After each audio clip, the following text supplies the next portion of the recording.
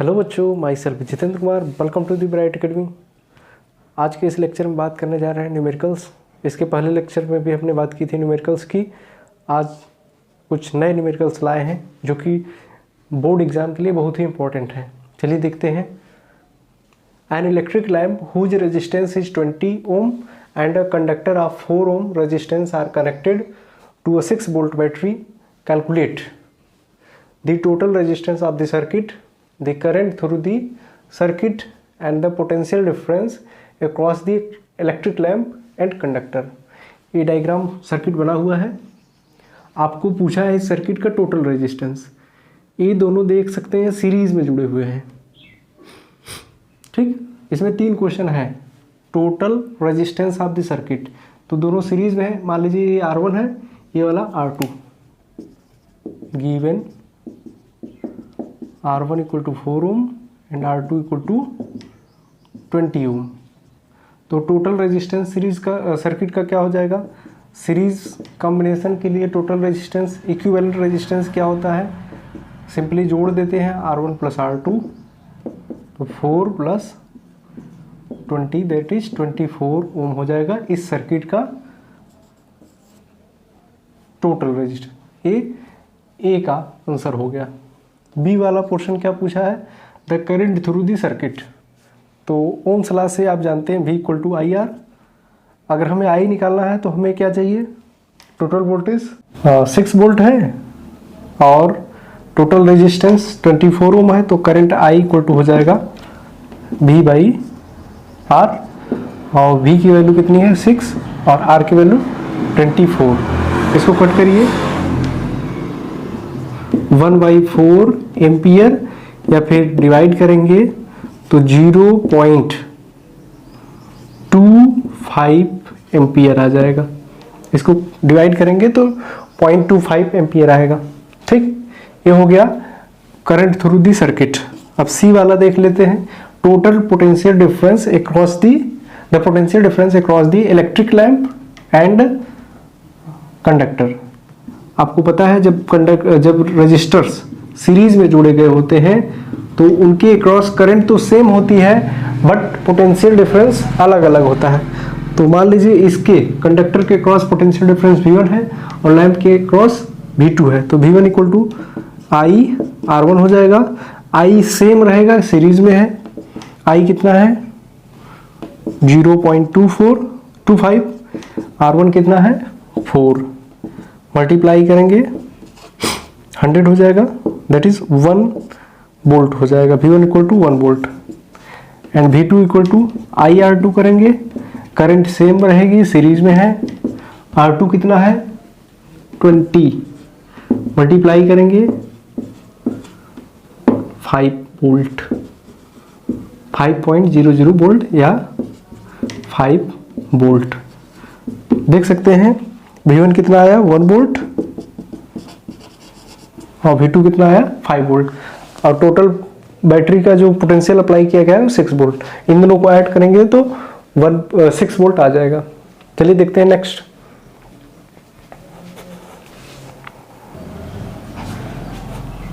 Question number 2। In the circuit diagram given in figure, suppose the resistors R1, R2, R3 have the values 5 ohms, 10 ohm, 30 ohm respectively, which have been connected to a battery of 12 volt. Calculate current through each resistor, the current in the circuit, total circuit resistance। Question given है। 3 registers हैं जो कि parallel में आपको दिख रहे होंगे, parallel में जोड़े गए हैं। आपसे पूछा है कि इन तीनों रेजिस्टेंस में कितनी करंट फ्लो हो रही है। चूंकि पैरेलल में है तो सभी के क्रॉस पोटेंशियल डिफरेंस सेम होगा बट करंट डिस्ट्रीब्यूट हो जाएगी। यहाँ से टोटल करंट I चलेगी, I1, I2 and I3 distribute हो जाएगी और यहाँ से फिर सम अप होकर के इस तरीके से करंट फ्लो होगी। तो सबसे पहले हमारा फर्स्ट क्वेश्चन है current through each register. I1 निकालना है, I2 निकालना है, I3 निकालना है। पहले जो गिवन है उसको नोट करते हैं। R1 equal to 5, R2 equal to 10 ohm, R3 equal to 30 ohm. Potential difference सबके क्रॉस से सेम है। V इक्वल टू कितना है? 12 volt. Ohm's law equal to क्या होता है, V equal to I R. हमें निकालना है I1 निकालना है, तो I1 इक्वल टू हो जाएगा, यहाँ से निकालिए V बाई R1। V क्यों लिखे हैं, क्योंकि सभी में सेम है तो V लिखा जाएगा अपान में R1। I1 निकालेंगे तो R1 से डिवाइड करेंगे, I2 निकालेंगे तो V बाई R2 कर देंगे, I3 निकालेंगे तो V बाई R3 कर देंगे। अब डिवाइड करते हैं 12 बाई R1 की वैल्यू कितनी है 5, डिवाइड करेंगे 5 दूना 10, फिर 2.4 एम्पियर जाएगा। यहाँ पर 12 बाई 10 करेंगे 1.2 एम्पियर हो जाएगा। यहाँ पर 12 बाई 30 करेंगे तो 5 डिवाइड करेंगे, यहाँ पर कितना आएगा 0.4 एम्पियर। ये हो गया फर्स्ट का आंसर, क्वेश्चन नंबर ए का answer, current through each register. B है current in the circuit, total current in the circuit. तो टोटल करंट यहाँ से I चल रही है और यहाँ पर क्या हो रही है I1, I2 और I3 में स्प्लिट हो जा रही है। Total current I1 plus I2 plus I3। I1 की वैल्यू हम लोगों ने फाइंड आउट किया है 2.4, I2 1.2, I3 0.4। ऐड करेंगे टोटल 4 एम्पियर आएगा। तो total current in the circuit कितनी है 4 एम्पियर। अब सी पूछा है टोटल सर्किट रेजिस्टेंस, इस सर्किट का टोटल रेजिस्टेंस मतलब इक्विवेलेंट रेजिस्टेंस। तो पैरेलल में है तो 1 by R P, 1 by R1 plus 1 by R2 plus 1 by R3। R1 की वैल्यू 5 है, R2 की वैल्यू 10 है, R3 की वैल्यू 30 है। यहाँ पर एलसीएम लेते हैं, 30 आ जाएगा, 6 3 1, कितना ऊपर आएगा, यहाँ पर 6 आ जाएगा, यहाँ पर 3, यहाँ पर 1, जोड़ेंगे ऊपर कितना आ जाएगा 10 बाई 30, दैट इज 1 बाई 3। तो ये 1 by R P equal to कितना है 1 बाई 3। हम आर पी निकालना चाहते हैं, आर पी इक्वल टू 3 ओम। ये क्या आ गया इस सर्किट का टोटल रेजिस्टेंस। देखते हैं नेक्स्ट क्वेश्चन, देखते हैं क्वेश्चन नंबर 3।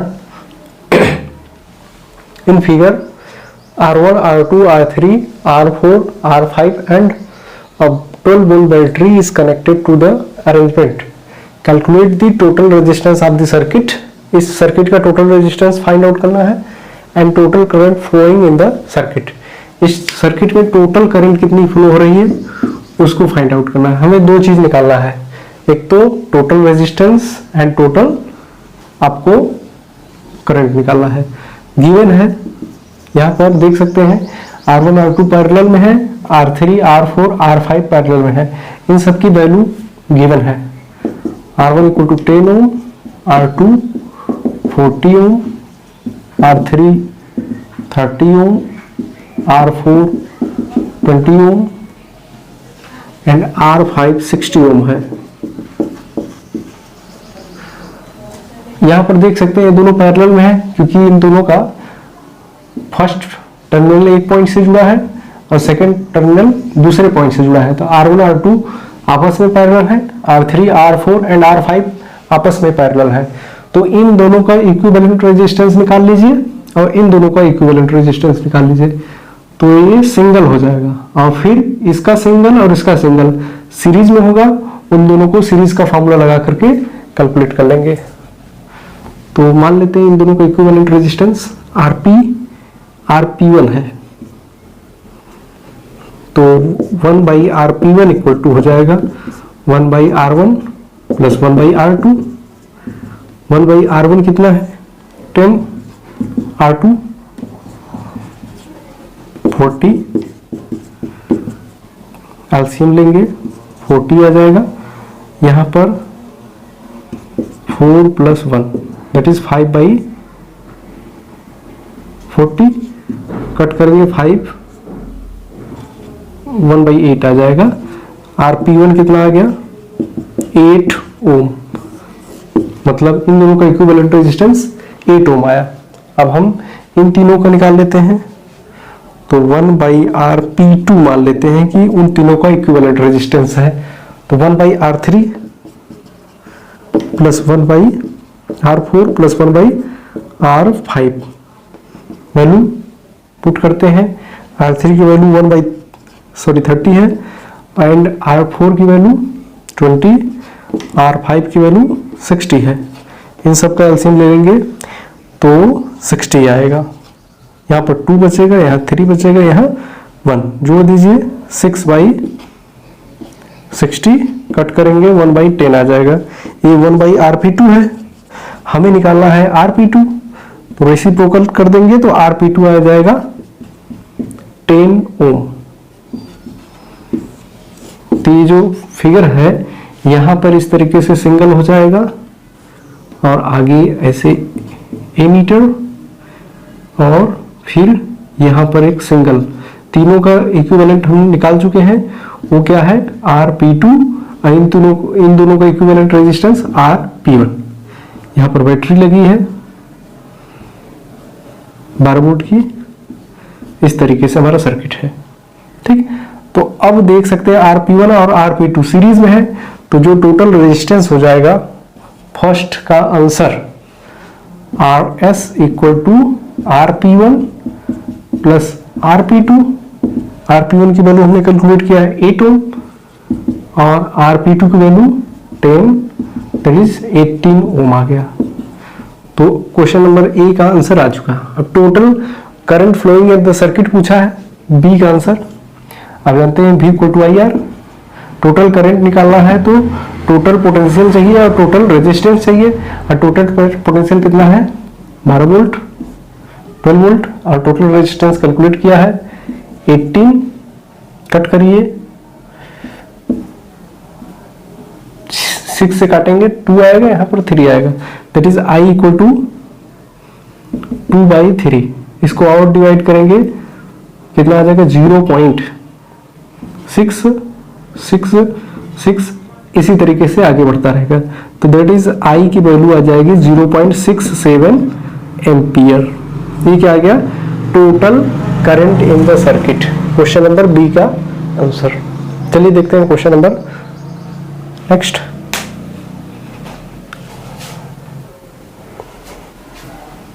क्वेश्चन लिखा हुआ है 100 joule of heat is produced each second in a 4 ohm resistance, find the potential difference across the register. जो गिवन है उसको पहले नोट कर लेते हैं। Heat is produced, 100 joule heat produce होता है T इक्वल टू 1 सेकेंड में। 1 सेकेंड में 100 जूल हीट प्रोड्यूस हो रहा है। R equal to 4 ohm given है। पावर इक्वल टू क्या होता है W/T या फिर H/T।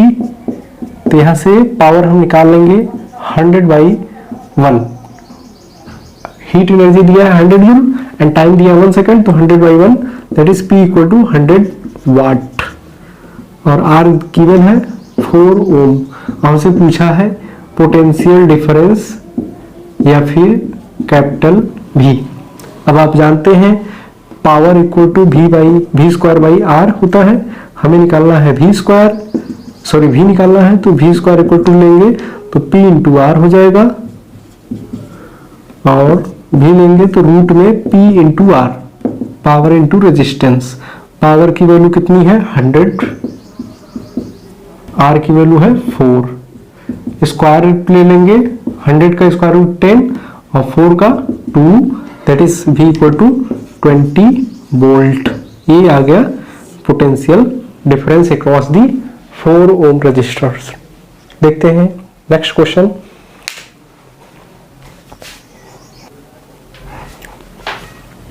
क्वेश्चन लिखा हुआ है an electric bulb is connected to a 220 volt generator, the current is 0.50 ampere, what is the power of the bulb.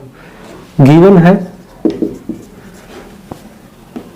Potential difference 220 volt और करंट दिया है 0.5 एम्पियर। पूछा है कि what is the power of bulb, तो P पूछा है। अब आपको पता होना चाहिए पावर के 3 फार्मूले होते हैं, हम वो वाला यूज करेंगे जो P, V एंड I के बीच रिलेशन बताता है। तो P इक्वल टू VI होता है। फार्मूला ना याद हो तो उसको याद कर लीजिए, फार्मूला इंपॉर्टेंट होता है। V equal to 220 and I equal to 0.50 या इसको मल्टीप्लाई करेंगे। पॉइंट 50 का मतलब इसको हम लिख सकते हैं 1/2 लिख सकते हैं, और 2 से कट करेंगे तो 1 इसका मतलब 110 वाट आ जाएगा इस इलेक्ट्रिक बल्ब का पावर। देखते हैं नेक्स्ट क्वेश्चन लिखा हुआ है, an electric refrigerator rated 400 watt operate 8 hours per day. What is the cost of energy to operate it for 30 days at 3 rupees per kWh? एक यूनिट का दाम दिया हुआ है, अगर आप 1 यूनिट बिजली खर्च करेंगे तो 3 रुपए पे करना पड़ेगा। तो और एक दिन में 8 घंटे डेली रेफ्रिजरेटर यूज किया जाता है, तो 30 दिन में कितना बिजली का बिल आपको पे करना पड़ेगा। तो सबसे पहले हम ये देखेंगे कि एक मंथ में कितना kWh हम बिजली खर्च करते हैं। kWh ही यूनिट होता है, एक यूनिट क्या होता है, 1 kWh। तो हम पहले निकालेंगे कि कितना kWh एक महीने में, पहले हम एक दिन का निकालेंगे और फिर 30 दिन के लिए क्या करेंगे, मल्टीप्लाई कर देंगे। तो हमें पता चल जाएगा कि एक मंथ में दैट इज 30 डेज में कितना यूनिट बिजली खर्च हुआ, और नंबर ऑफ यूनिट्स पता चल जाएगा। और एक यूनिट का प्राइस हमें पता है 3 रुपए, तो कितना यूनिट टोटल खर्च हुआ उसमें मल्टीप्लाई कर देंगे 3 रुपए से, तो पता चल जाएगा कि 30 दिन का हमें कितना बिल पे करना है। पहले जो गिवन इंफॉर्मेशन है उसको नोट करिए। पावर दिया है 400 वाट एंड एक दिन का टाइम दिया है 8 our. What is the cost energy to operate 30 days? 30 days के लिए टोटल कितना पैसा पे करना पड़ेगा। तो एनर्जी इक्वल टू जानते हैं, electrical energy equal to power, energy consume equal to power into time. एक दिन के लिए पावर कितना है 400 वाट इनटू एक दिन में 8, मतलब एक दिन में टोटल जो एनर्जी कंज्यूम करता है रेफ्रिजरेटर खर्च करता है वो 400 इंटू 8। अब इसी तरीके से 30 दिन खर्च करेगा तो टोटल एनर्जी जो हो जाएगी, ये एक दिन का था, total energy consume by refrigerator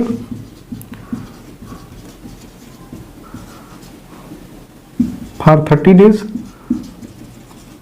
कितना हो जाएगा, इसमें 30 से मल्टीप्लाई हो जाएगा, 400 इंटू 8 इंटू 30 मल्टीप्लाई कर लीजिए, तो total energy E equal to आ जाएगा,